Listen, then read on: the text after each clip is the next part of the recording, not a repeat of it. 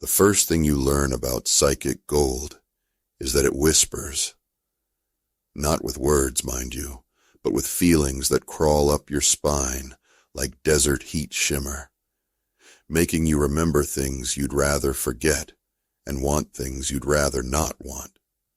The second thing you learn is that it's worth more than a man's soul on the outer rim markets, which is why I found myself crouched behind a rust-eaten hover truck on Serenity's Folly, watching Kai Chen's mining operation through the scope of my grandfather's rifle.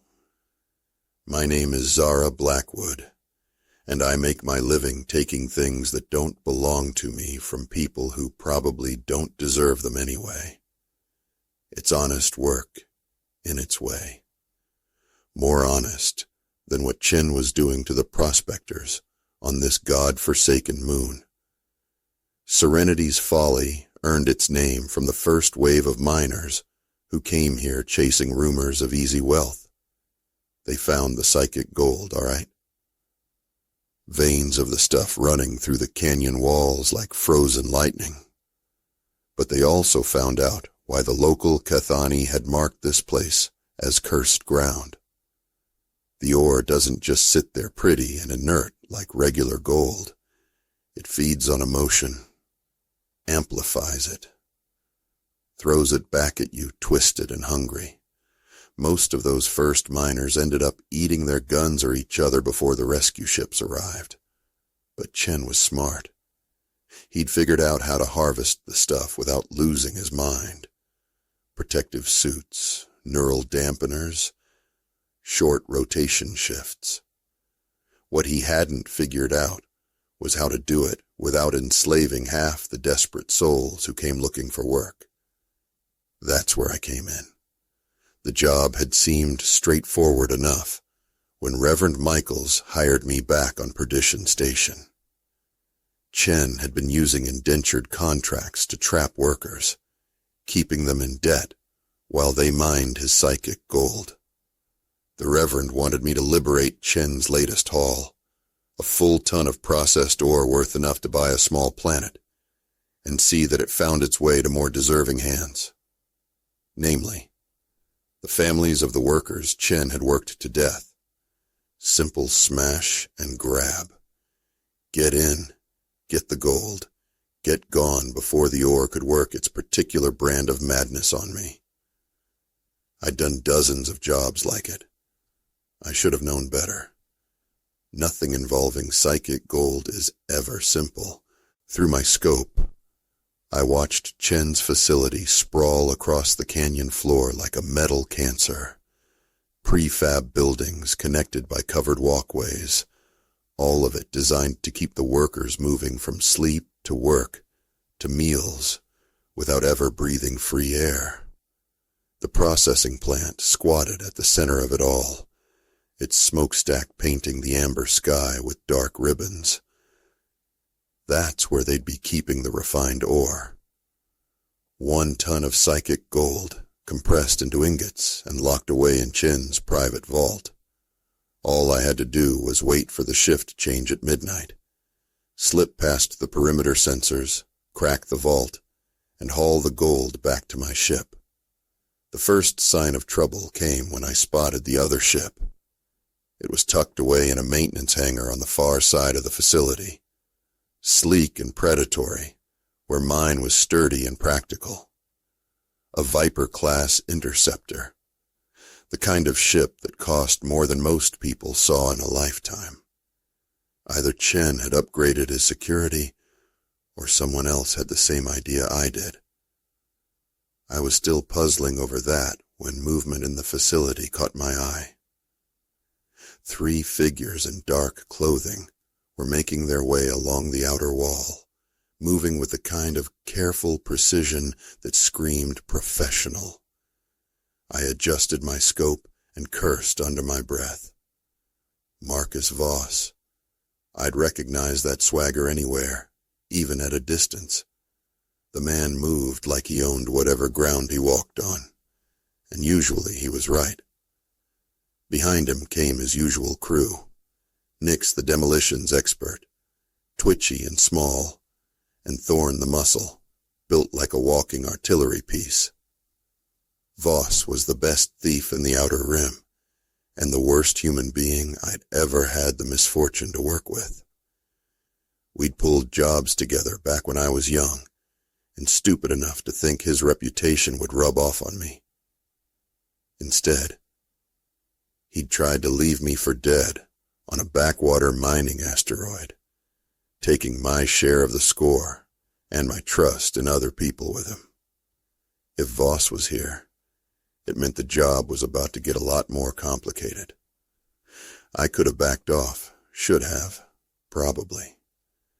Taken my ship and headed back to Perdition Station to tell the Reverend that the situation had changed.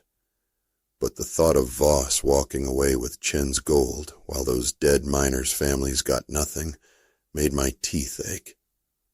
Besides, I'd come too far to turn back now. I made my way down into the canyon as the sun set, painting the rock walls the color of dried blood. The psychic gold deposits in the stone caught the dying light and threw it back in strange patterns that made my eyes water. Even through the sealed environment suit I'd borrowed from a mining supply depot, I could feel the ore's influence pressing against my mind like a persistent headache. The facility's perimeter was more porous than it looked. Chen was used to keeping people in, not out.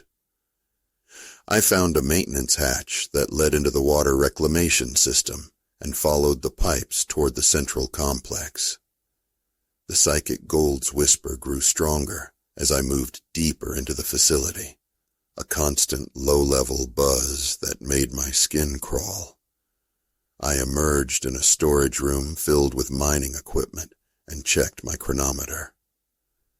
11:45. The shift change would happen in 15 minutes, giving me a narrow window to reach the vault before Voss and his crew made their move. The processing plant's corridors were sterile and functional, lit by harsh white strips that turned everything the color of old bones. I could hear the distant hum of machinery and the occasional voice of a security guard making his rounds. The neural dampeners built into the walls should have been keeping the psychic gold's influence at bay, but I could still feel it, scratching at the edges of my consciousness. Chen's office was on the top floor of the processing plant, and his private vault was hidden behind a false wall that would have fooled anyone who didn't know what to look for. I'd studied the facility's blueprints for weeks, memorizing every corridor and access point. The vault security system was military grade, but I'd cracked tougher nuts. I was halfway through bypassing the electronic locks when the lights went out. Emergency lighting kicked in a moment later, bathing everything in hellish red. Somewhere in the facility, an alarm began to wail. Through the office's reinforced windows, I could see explosions blooming in the distance. Nix's handiwork, no doubt. Voss was making his move, and he wasn't being subtle about it. The vault door clicked open just as the building shuddered from another explosion. Inside, neat rows of psychic gold ingots gleamed like captured starlight. Each one was the size of a brick and worth more than most people made in a year. 1 ton of the stuff, just like the Reverend had said. The moment I stepped into the vault, the whisper became a roar. Emotions that weren't mine crashed over me like a tidal wave. Rage, fear, desperation, greed. All of it amplified and twisted by the psychic gold until I could barely think straight. I gritted my teeth and started loading ingots into my equipment bag, fighting the urge to laugh or scream or both. That's when I heard the footsteps in the corridor outside. Well, well, Zara Blackwood, as I live and breathe. Marcus Voss stepped into the office doorway, looking exactly the same as he had 5 years ago. tall and lean, with the kind of sharp-featured face that belonged on wanted posters. His dark hair was slicked back, and he wore a long coat that probably cost more than my ship. Behind him, Nix and Thorne spread out to cover the exits. "Marcus?" I kept loading gold, not looking up. Figured I'd run into you eventually. Should have known it would be over something like this. Something like what? A fortune in psychic gold? He stepped closer, and I could see the telltale glitter in his eyes that meant the ore was getting to him too. "Come now, Zara. There's enough here for all of us. We could split it, like old times." Like old times. I straightened up, my hand drifting toward the pistol on my hip. "You mean like when you left me to die on Kessler's Rock? That was business." His smile was all teeth and no warmth. This could be personal. The psychic gold was singing now, feeding on the tension in the room and throwing it back at us magnified. I could feel my anger building, mixing with Marcus's greed and Nix's barely controlled violence, until the air itself seemed to crackle with malice.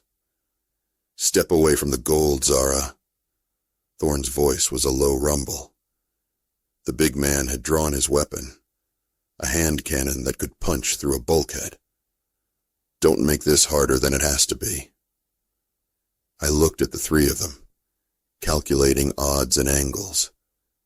The psychic gold was affecting all of us, but they'd been exposed longer. Nix was practically vibrating with nervous energy, his finger dancing on his weapon's trigger. Thorne's usual professional calm was cracking around the edges. And Marcus looked like a man who'd found religion, if that religion involved violence and theft. "You know what your problem is, Marcus," I said, backing toward the vault. "You never could leave well enough alone." I triggered the smoke grenade on my belt and dove sideways as the room filled with choking gray fog. Thorne's cannon boomed, punching a hole through the wall where I'd been standing. I rolled behind Chen's desk and came up shooting, my pistol spitting coherent light into the smoke. The psychic gold didn't like violence. I could feel it recoiling from the sudden spike of aggression, then surging back twice as strong. The emotions in the room became a feedback loop. Anger feeding anger, fear breeding fear, until the air itself seemed ready to ignite. Nix was laughing as he fired, high and wild. Thorne was roaring like an animal. And Marcus was screaming something about how the gold was his, had always been his, would always be his. I made it to the vault and grabbed as many ingots as I could carry, stuffing them into my bag until the weight threatened to drag me down. The facility was shaking itself apart around us, explosions echoing through the corridors as whatever Nix had rigged went off in sequence. A hand grabbed my shoulder and spun me around. Marcus, his face twisted with rage, and something else, something hungry and desperate that the psychic gold had pulled up from the depths of his soul. "You're not taking this from me," he snarled, raising his weapon. I shot him. The beam took him center mass, spinning him around and dropping him to the floor. He hit hard and didn't get up. Behind him, Nix and Thorne were still firing blind into the smoke, their shots going wide as the psychic gold drove them deeper into madness. I ran. The corridors were chaos. Emergency lights flashed, alarms wailed, and somewhere in the distance I could hear Chen's security forces trying to restore order. The psychic gold in my bag seemed to get heavier with every step, its whisper becoming a constant presence in the back of my mind. Mine, it seemed to say. All mine. I reached the maintenance hatch just as the building's structure began to fail. Nix had used too much explosive, Or maybe the psychic gold had amplified his natural, destructive tendencies beyond reason. Either way, the processing plant was coming down. The journey back through the water pipes was a nightmare of crawling through cramped spaces while the facility collapsed around me. The psychic gold's weight dragged at me, and its influence made every shadow look like a threat, every sound like an enemy approaching. I emerged into the canyon just as the processing plant's central tower toppled, crushing half the facility beneath tons of twisted metal. The psychic gold deposits in the canyon walls pulsed with reflected emotion, turning the rock face into a kaleidoscope of shifting colors. My ship was where I'd left it, hidden in a box canyon 1/2 mile from the facility. The Redemption wasn't much to look at. A converted cargo hauler with more scars than paint. But she was mine, and she'd never let me down. I was loading the psychic gold into the cargo hold when I heard the footsteps behind me. Going somewhere, Zara? I turned to find Marcus Voss standing at the edge of the landing pad, his coat torn and bloody but very much alive. The shot that had dropped him must have been absorbed by body armor. He looked worse for wear, but the hunger in his eyes had only grown stronger. "You should be dead," I said. "Probably." He stepped closer, and I could see the madness the psychic gold had carved into his features. "But I'm not, and neither is our partnership." "We don't have a partnership." "We do now." He gestured to something behind me. "Because I have your ship." I turned to see Thorn emerging from the Redemption's cargo bay, his massive frame filling the hatchway. The big man looked like he'd been through a meat grinder, but he was still standing. Still dangerous. "Nix?" I asked. "Didn't make it out." Marcus's smile was sharp as broken glass. "Too bad. He was useful. But we don't need him anymore. We have the gold." The psychic gold was singing again, its influence washing over all of us in waves. I could feel my anger building, mixing with Marcus's obsession and Thorn's simple brutality. The ore wanted violence. It fed on strong emotions. There was nothing stronger than the moment before blood was spilled. "Here's how this is going to work," Marcus continued. "We're going to take my ship and your gold, and we're going to disappear into the deep black. Partners again, just like old times. And if I say no, then Thorn kills you, and I take the gold anyway." He shrugged. "Your choice." I looked at the two of them, calculating odds. Thorn was wounded, but still formidable. Marcus was armed and desperate, which made him dangerous in a different way. The psychic gold was affecting all of us, but it seemed to be hitting them harder. Maybe because they'd been exposed longer, or maybe because they were more susceptible to its particular brand of madness. "You know what, Marcus?" I said, reaching slowly into my bag. "You're right. We should be partners." I pulled out one of the psychic gold ingots and held it up so the canyon's strange light played across its surface. The ore pulsed with inner fire, beautiful and terrible. "In fact," I continued, "I think you should have it all." I threw the ingot at Marcus's feet. It hit the ground and cracked, releasing a wave of concentrated psychic energy that hit all of us like a physical blow. Marcus staggered, his eyes going wide as the gold's influence crashed over him unfiltered. The effect was immediate and devastating. All the emotions the ore had been feeding on, greed, anger, fear, desperation, came flooding back at once, magnified beyond human endurance. Marcus screamed and fell to his knees, clutching his head as 5 years of suppressed guilt and rage tore through his mind. Thorn lasted longer. his simple thoughts providing some protection against the psychic storm. But even he couldn't withstand the full force of the gold's influence. He dropped his weapon and stumbled backward, his face blank with shock. I ran for the redemption, my own mind reeling from the psychic backlash. The ship's engines were already warming up. I'd left them on standby. Old habit that had saved my life more than once. I made it to the cockpit and hit the launch sequence just as Marcus found his feet again. He was screaming something about the gold being his, but his words were lost in the roar of the engines. The redemption lifted off in a cloud of dust and debris, leaving Marcus and Thorne behind in the canyon. As we climbed toward orbit, I could see the remains of Chen's facility spread across the canyon floor like a broken toy. Fires burned in a dozen places, and the psychic gold deposits in the surrounding rock pulsed with chaotic energy. It would be years before anyone could safely mine this place again.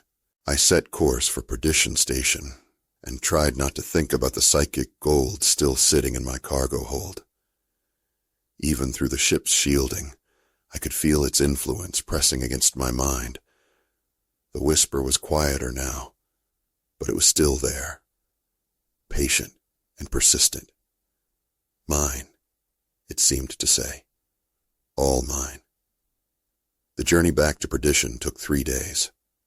3 days of fighting the gold's influence, of feeling it scratch at my thoughts and try to convince me that I deserved to keep it all, that the Reverend's cause was foolish, that the dead miners' families would just waste the money anyway. By the time I reached the station, I understood why so many people who worked with psychic gold ended up eating their guns. The ore didn't just amplify emotions. It created them, fed on them, turned them into weapons against the mind. It was a parasite made of crystallized greed, and it was very, very hungry. Reverend Michaels was waiting for me at the docking bay, his weathered face creased with concern. He was a small man, with kind eyes and hands that had seen too much honest work. The kind of person who still believed the universe could be fair if good people were willing to fight for it. "Miss Blackwood," he said, as I emerged from the ship. I was beginning to worry. "Job's done," I said, gesturing toward the cargo hold. 1 ton of psychic gold, just like you wanted, though I should warn you, it's not going to be easy to handle. We spent the next hour transferring the gold to a specially shielded container the Reverend had prepared. Even with protective equipment, I could see the ore's influence working on him. The way his hands shook slightly, the way his eyes lingered on the ingots just a moment too long. "This will help a lot of people," he said finally, sealing the container. "The families of Chen's workers, the other victims of his operation. You've done a good thing here, Miss Blackwood." I wanted to believe him, but as I watched him load the container onto his transport, I couldn't shake the feeling that I'd just passed a curse from one person to another. The psychic gold would find a way to corrupt whatever good intentions surrounded it. It always did. "There's something else," I said. "Marcus Voss was there. He might come looking for this." The Reverend nodded grimly. "We'll be ready for him. The families we're helping have been victims long enough. They deserve a chance to fight back." I collected my fee and watched him leave, taking the psychic gold with him. The redemption felt lighter without the ore's weight, but I could still feel its influence lingering in the corners of my mind, like an echo of greed.